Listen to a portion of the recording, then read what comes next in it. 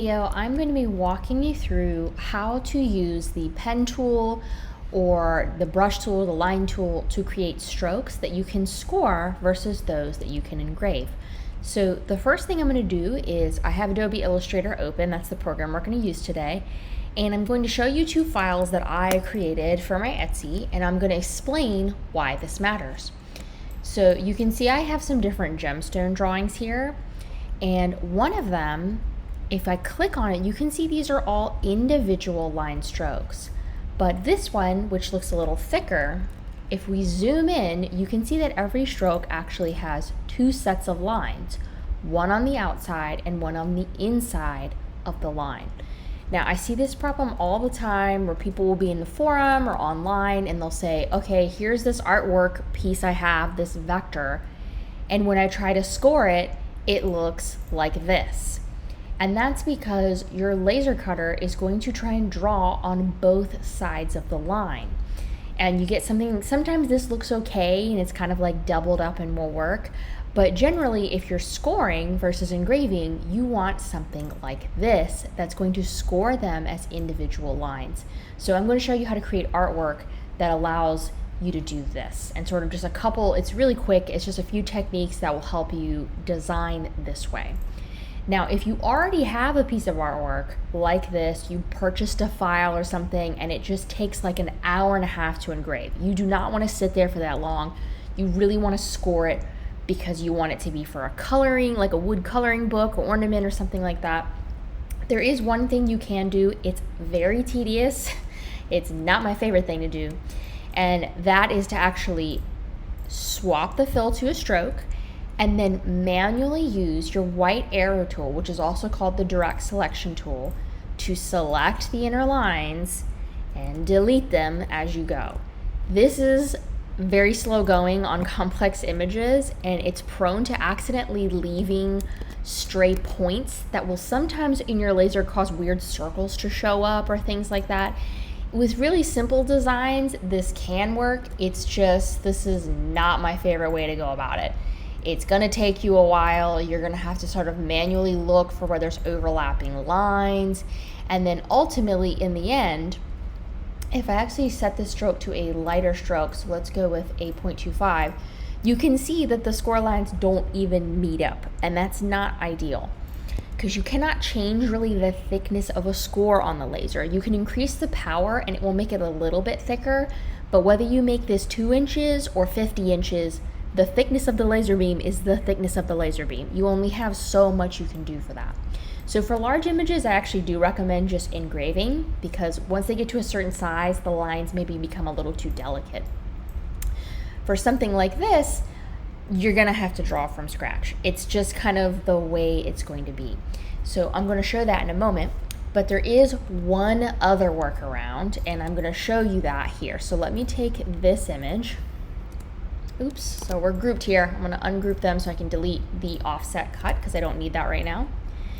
And then just for example's sake, this is already a vector, but I'm gonna rasterize it into a flat graphic so that this is like, let's say you download this from a royalty-free stock image website. I do not recommend stealing, that is not appropriate. You can actually take the image and you can try to image trace it so that it creates lines. That does not typically work super well, and I'm going to show you. So sometimes it will. With this image, it might do okay. But we're going to click our rasterized image. We're going to go to Image Trace and hit Line Art. And it's going to do its best guess. And that's not terrible at a small scale. You can kind of see that. I'm going to hit Expand. And you can see it did make it solid strokes. I'm going to set these to 0.5 so you can see. However, they are not ideal. I've lost a lot of angles. I have some unusual curves and things like that. If I go back to before I expanded it here, I'm gonna do that one more time. I'm gonna go to Image Trace, hit the drop down, Line Art, and it's thinking, and then I can click this little panel here to see my tracing options, open my advanced panel and kind of adjust it. So I can increase the corners. That will help a little bit. I can change the threshold. Sometimes that will capture more or less of the image. You can increase the amount of paths. Sometimes that will give you more detail or less detail. You can play with it. there's only so much you can do. I'm also going to hit ignore white because I don't need a white background. I just want my lines. And expand again, and you can see it didn't make much of a difference. If you're really in a bind and it's going to be small, or it's something for like a kid's craft and they're not going to mind, you know, a couple little curves, you can do that. That is one technique that works. So manually deleting or rasterizing and then using the image trace function to create a line art image are two options. But when I'm creating a file that other people are going to be cutting or using, I want to do it the correct way, and so I'm going to draw from scratch. So let's go back here. So I have this other image, and this is the same thing. So I just want to show you on a slightly more elaborate image, you really can't score this. If you score it, you're going to get something that looks like that. And sometimes that'll work. Other times it's just not going to look right. Sometimes you can get an okay image by deleting the entire outer path, and that kind of makes it look like it makes a little more sense. Or you could just change that color to be your outer cut edge. It doesn't look terrible. Some images will work, some don't. It just kind of depends what you want to do. But I'm actually going to come over to a new artboard, and the way I create that is just File, New. I make it 20 by 12 inches because that's the size of the Glowforge interface. It's also just a nice size artboard to work in. It gives you kind of like a reasonable size space. And I'm going to show you how I would start from scratch on drawing one of these images. So I have two reference images here that I'm essentially, for speed's sake, just kind of going to trace these for you so you can sort of see what I'm doing and how I would be thinking about this. So I have another crystal image like my earlier gemstone designs. I have them on their own layer. I'm going to create a new layer in the layers panel, and if you don't see one of these panels, just remember you can go to window and pull that panel up. So the same with the image trace options, and that's right there. I'm going to double click this layer, not on the text, but on the image. And then I'm going to hit dim images to and lock. And what that does is it sort of fades out the image and it keeps me from accidentally moving it, which can be very irritating as you're working. I'm then going to go to this new layer, double click the text and call it line art. And now I'm going to go get my tool. So right now I'm just using a mouse. I'm not using my Wacom yet. I'll show you how I might use that in a moment. But I'm just going to grab my pen tool. I'm going to set my stroke to somewhere around 0.5. And the reason you don't want to have too big of a stroke is you can sort of trick yourself into thinking the lines are meeting up and they aren't. So keep your stroke really thin and then just choose a bright color you're going to be able to see. I think this orange is going to work. And then I'm going to zoom in. And then for something like this, I'm just going to click. This is really easy because this is an angular image, so I don't have to have a lot of curves. If you find your shape is filling in, just come over here and turn off your fill, and that'll make it a little bit easier. And so when I was sort of planning out these gemstone images, sometimes I would have a piece of reference like this. Other times I was kind of winging it. But ultimately, you don't have to close all your shapes like that. But the main and the most important, really silly, stupid technique is that you just have to hold down one of your keys to draw your next line. So I want to make sure that anywhere I'm going, my next line is going to meet up with a previous line. And that means that I won't have gaps in my scoring. But you'll notice when I click on this, it just chose to add an anchor point to this path. And then when I tried to click over here, nothing happened. It tried to make a new line. So in this case, you're just going to want to hit I believe it's the control key. Let's see if it'll let me do it. So, all right, let's come from the bottom here. And so if you're coming from away from the shape, like a new starting point, you can generally do that. And then when you're done, hit escape. You can also hold down shift. So I just held shift and then clicked. So if I don't hold shift, in this case, it will sort of work from an anchor point. It sort of depends. I find that the hardest part is when you're trying to click on a line and start from a line. So if I'm trying to start here, sometimes it'll let me do it. You just have to make sure you're not selected to the line, because you can see when you select it, it's adding a point. If I hold my command and click outside of it and then start, it will allow me to create a new line. I know that little section was probably really confusing. I did not word that super well. But as you're playing with this, you'll start to get the sense of when to click. And the key is just, you'll kind of feel it snap to the line. You just want to make sure that all your lines are meeting up somewhere and that you're not overlapping areas. So for example, once I drew this, I don't want to then continue drawing another line on top of this line, or it's going to score twice. So you have to kind of pay attention and kind of think critically as you're drawing whatever it is you're drawing, and make sure you're not overlapping stuff. But if you see that, that little mark right there where it's trying to add or delete an anchor point, just hold shift and click, and then you won't have that problem. And then escape when you're finished with a line. And now this is a very straight image, so this doesn't take very long to draw. You can kind of just like guess and follow along. And I'm a little arbitrary about where I'm gonna go. And so here's another thing. So I wanna meet up with this, but when I hover over, I'm getting a minus. Just hold shift and then click, escape. Same thing, shift, click, and keep going. The key is just not to overlap any of the lines you've already created, and try to avoid accidentally dropping spare points places. So I've got that one, I'm gonna hit escape. And now if I was gonna come up and finish this crystal, it's important that I don't try to trace along this, so just keep that in mind. At this point I'll hit escape, and I'll just start my next path as I'm going.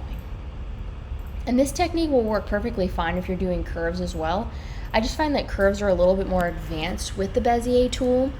A couple tips for that. So let's actually go get our other reference image here. I'm gonna go back to this layer and unlock it just for a moment so I can pull this over with my black selection arrow. I'm gonna scale it up just a little bit, relock that, click on my line art layer again. And let's say I want to kind of follow this image here. I'm going to increase my stroke weight just so you can see it a little better on this image. And I'm going to change the color. I think the neon pink will show up. So when you're working with the Bezier Curve tool, now I could just click along and make this an angular lunar moth, but you want to find the high points of your curves as you're moving along. So as I come here, this is sort of a high point. So I'm going to click and gently drag. One thing you'd want to avoid is trying to force curves by pulling your handles out really far. When you do that, when you go to make your next point, you see how it's pulling a curve here? It's trying to make the smoothest transition from point to point. So it's better to have a few additional points with shorter handles than to try to just like crank your curve from way over here and have this giant handle. It just tends to cause problems with the artwork, and then it's awkward to adjust. And sorry, we have a cat commentator in the background, but I'm not stopping filming to refilm this. So you can see, you just kind of click and drag as you're going and just gently follow when you have a change in your curve here. So this is sort of the bane of many students' existence. When they first have to use this tool, they typically hate it until you get really comfortable with it, and then it's like, it's just a lifesaver. I use it to select areas when I'm doing photo editing and a lot of other things. Do note that you can Control Z to go backwards if you kind of make an awkward curve you don't like where that's meeting up. And then the same thing applies with holding shift to reconnect things. You can hit escape to end what you're working on. And then finally, if you find you have a couple stilted areas that just don't feel right, they're like a little angular, you can click on your pencil or shaper tool, grab your smooth tool, and then just run it along the line. And sometimes you gotta select it first. So there we go. You can just run that along and clean up your curves, and it will make it look a lot smoother. So if you have a couple awkward spots, don't be afraid to use the smooth tool. It can save you a lot of heartache. So those are those basics of the Bezier tool. The only other thing I want to show you with that tool is how to switch from a curve to an angular line. So let's say you have a lovely curve going on here, and then for some reason you have a really straight line. As I'm trying to do that, it seems like there's no way to eliminate that gentle curve, but there is. If you hover over this, you're going to see that little pointy V. What that's doing is that is just changing this from a curve to a straight line. And then you can kind of do the same thing later. So I can keep making curves. If I want a straight line, click it, and it will break the handle off of that piece. And so if you need to find that tool, it's called the anchor point tool. If you go select it, it will allow you to click a point in your path and change it from a curve to a point, or a point, click and drag, to a curve. So those are the essentials: pen tool, anchor point tool, smooth tool. If you got those, you can draw pretty much anything on the planet. Now, generally, when I'm actually drawing an image, like for example, I want this actually to be an engraved image. I'm not really planning to score this one. I'm going to come to the brush tool and select the paintbrush.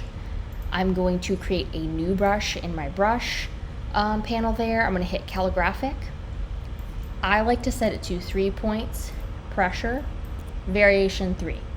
And what that's going to do is give me a really nice pressure-based curve. So I got my Wacom tablet out now, and as I press and lift off, the thickness of the line changes. And I think that just adds a lot of depth and interest to it. And you can see that's actually how I drew this image here. So let's come back to it, switch it back to a stroke, and you can kind of see, so I have thick areas, I have thin areas, they have weight differentials to them. So if I know I'm drawing something that is going to be engraved, never really scored, that's actually how I'll create my image. I prefer to use the brush tool. It gives me like a little more control over what I'm doing, and I can kind of be like a little more free with it and sort of try different stuff. So just keep in mind though, don't try to draw like a whole thing in one sweep, because if you mess up, you're sort of stuck. So same deal, you can kind of stop and start. These lines won't actually be connected, but it makes it easier to adjust if you need to. So let's say I want to make that like a really big wing. You can see I'm not really trying to exactly trace here. Also, I'm at an angle. But it kind of gives you the freedom to kind of draw things a little more freehand and create like some more interest. So like I could draw these freehand if I wanted to and just kind of work with them from there and do different stuff. You'll notice with this though, it also tries to correct your lines to be slightly smoother. You can turn that off if you want to.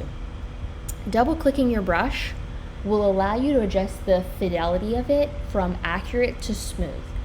I generally like to be at least over here closer to the accurate side, because when I draw a line, it's usually kind of where I want it to be. So I try to kind of trust that. So let's see. So if I'm drawing that, you can see it corrected it a little bit. Let's go turn that to all the way fidelity, and then we'll try it all the way smooth. So I'm curving here. There we go. You can see that stayed a lot more accurate. It didn't really correct much. If I then instead go all the way smooth and I try and draw this one, you can see I'm trying to be a little shaky here so you can kind of see. It's gonna really make a big adjustment. It's gonna guess that I wasn't trying to do that. But I like to trust my brush strokes, I should say, and kind of let them have a little bit of variation and interest to them. And now if you do everything with your Bezier curves like this, you can actually add brush strokes to this and change the look of it if you want to engrave it as well. And that's actually what I did do in the gemstone file. So I drew them all this way, and then I came in later and I added different thicknesses to the lines to add a little more interest for the engraved version. So I'm going to do that just really quickly here. So let's bump up the thickness of the strokes here. And because I drew them thin, I know my corners meet up really good on this. And then of course you can add, I mean this is gonna look stupid, but you can add different textures here to add some interest if you were going to engrave it. And you can download so many different types of brushes. I have no idea how many different ones I have, but I think I have some, like, let's see what the crunch brushes look like. So yeah, so I have like different options I can choose. You can go find these for free just about like anywhere on the internet. But there may be a reason you want to just sort of add some interest to your lines this way. Or additionally, I know I have some calligraphic ones, like something like this. I'm going to set this back to a normal stroke here. and we're gonna bump up the size. So even just adding like a tapered line shape to it can kind of make it look a little more dynamic. So that's just some options there. But essentially, to recap, if you want to score your designs, your options are to either hand delete the additional overlapping lines, to rasterize and try to retrace with the line tool, or to hand draw using something like the pen tool or even the line tool. So if you're more comfortable dragging your lines out, you can do that. It's going to be, I think, way more tedious than using the pen tool, but it is an option. Or using the pen tool and just hand drawing your shapes as needed. So hopefully that kind of helps. The keys are to remember that all your corners meet up, you don't overlap or double up your lines, and that you try to, we got a scooting away here, and that you try to avoid like stray individual points. Like if you just make a point out here and then hit exit, that point's gonna sort of just be there and you're gonna forget about it, and then your laser might try to engrave it and you're gonna have little dots going all over the place. So just make sure when you're done doing those designs, there we go, we're gonna come back here, that you do something like go into your view and your outline mode, and that's gonna help you like go find any like mysterious stray points. So you can see there's one hiding right here that I did not notice, and then I'm going to delete that. So that's a great way to kind of check for and delete any stray points. So hopefully that wasn't too long, and that gives you a sense of how you might design things depending on what your final intent is for the laser.